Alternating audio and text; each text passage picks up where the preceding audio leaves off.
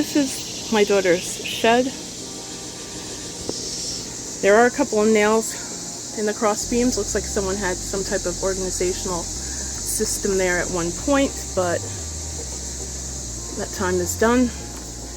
I think that now we have an electrical box over here, so I don't want to impede that, but maybe I can build a little shelf there on the bottom. But definitely I think over here could be a shelving system. Just going from cross beam to, if I put one on this side, some extra wood, and then connecting it with a couple of pieces of wood like that. A double piece like this would even work. This is probably something I bought, a picket fence, to do a birdhouse project, but I think I could cut that and go across here. I forgot my measuring tape inside. I have to take some measurements, but I think it'll be doable, and then I could hang all this stuff up and get it off the floor and have it nice and organized.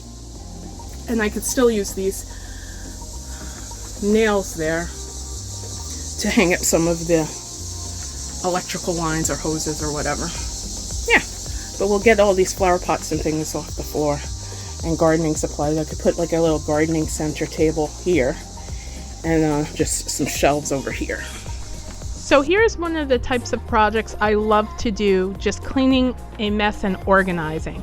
So the first thing I did was remove everything from the shed and give it a thorough cleaning and sweeping. My daughter had this IKEA table in her spare bedroom that she's been wanting to throw out for a long time, but I was going to do like a project with it and I just didn't want to throw it out, but it was in bad shape. And I finally found a use for it. And she was even shocked when she saw the final result. When I took my measurements, I found that this table just happened to be almost exactly the width of the shed. So immediately I started thinking, what can I use this table for? And I thought most of the things that my daughter has in this shed are garden supplies. She had a ton of flower pots.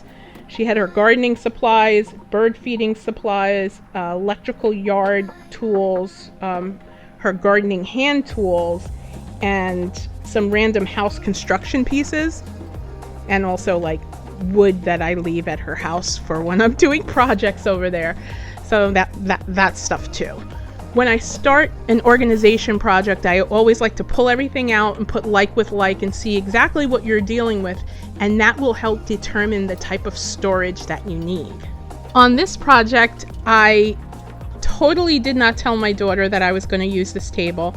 In fact, I think I had lied to her and told her I actually did throw it out, but I really had stored it in the shed. I just kind of snuck it out of her spare bedroom, aka my bedroom, and hid it in the shed because I really wanted to do a resin project with it, but whatever. It's been over a year, so I had to use it.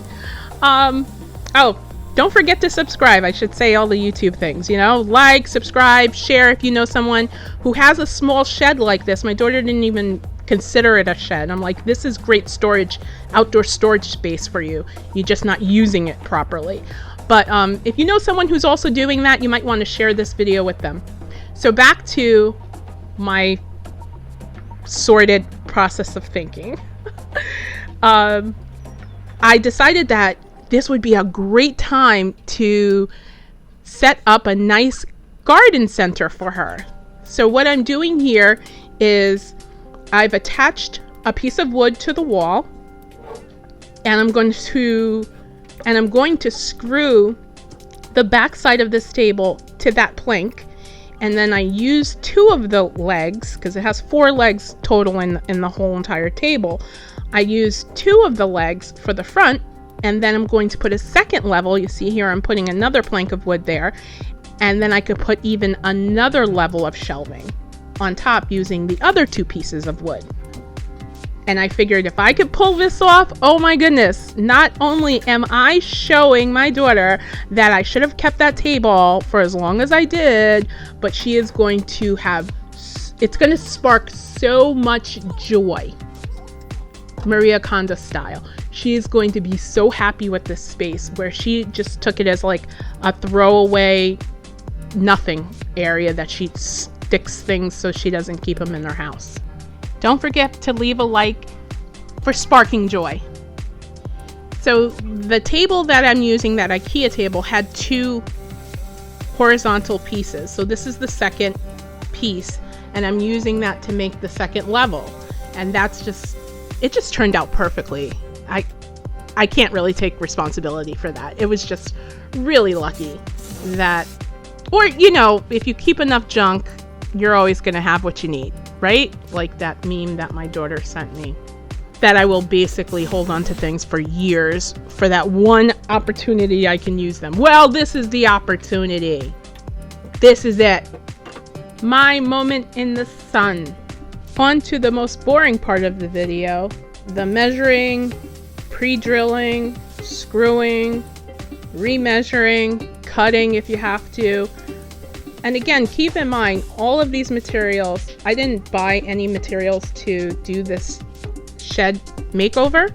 If I bought materials, maybe I would make it more fancy or anything like that, but this is a rental property, and I was just trying to stay busy, and I do enjoy doing things like this, especially for my daughter. It's a challenge for me to see what I can do with found materials. And that's another reason why I really enjoyed this. You see how I put that 1x3 on the side? I think it's a 1x3. What that does is it allows me to screw it directly into the wall for stability. And that's what the shelf will look like at the end. What am I doing here? I have no idea. Oh, I think I'm screwing the top part of the table onto the side pieces. So just to keep it as secure as possible, because I knew she'd have flower pots and things. Some of them are ceramic. I want to make sure that it's as secure as possible. And luckily it's a small area and it's wedged in there. So this is how it originally looked when I finished everything. And this is fine, but I think I can do better. The shed still seemed cluttered to me, and I knew that my daughter still had some outdoor wreaths that she could put out there and some other tools that were on her front porch. So I was still thinking of a solution to store those items. Don't get me wrong, I was already very happy with the progress that was already made on this shed, but I just knew I could do better. Plus I had these random things that I could see being repurposed in this shed, and that's exactly what I did. Again, I didn't buy anything new for this project, but I had acquired some thrifted items that I was using for other projects I was doing in my daughter's house. Videos coming soon. After all, if I don't use it, my daughter will want me to throw it out. This flower stand that was too wobbly for regular use, I fastened to the wall, and now it's great for tucking some gloves in there, some various bottles and things that you don't want to be on the floor. I used some shelf brackets to hang large electrical tools and also to organize the electrical wire. Ignore the mess that it is right now. My daughter used it, I guess, to blow her driveway, and that's how my daughter puts things away. That's how she does the hose, and that's how she does the electric wire. It was organized before that, and I forgot to get a picture. Belt and tie wire closet organizers, as well as shoe wire organizers, are used to make handy hand tool access and allow you to hook larger tools to it. I tied off areas from stud to stud so that I could store my wood and some garden stakes, tall garden stakes my daughter had in between the actual studs, so it didn't even use any floor space. The best result for me was going outside and seeing my daughter actually repotting plants at the garden center that I created for her. That's why I do this. My continuous quest for creativity is all about bringing more joy into this world. So thanks for staying till the end. Until next time, bye.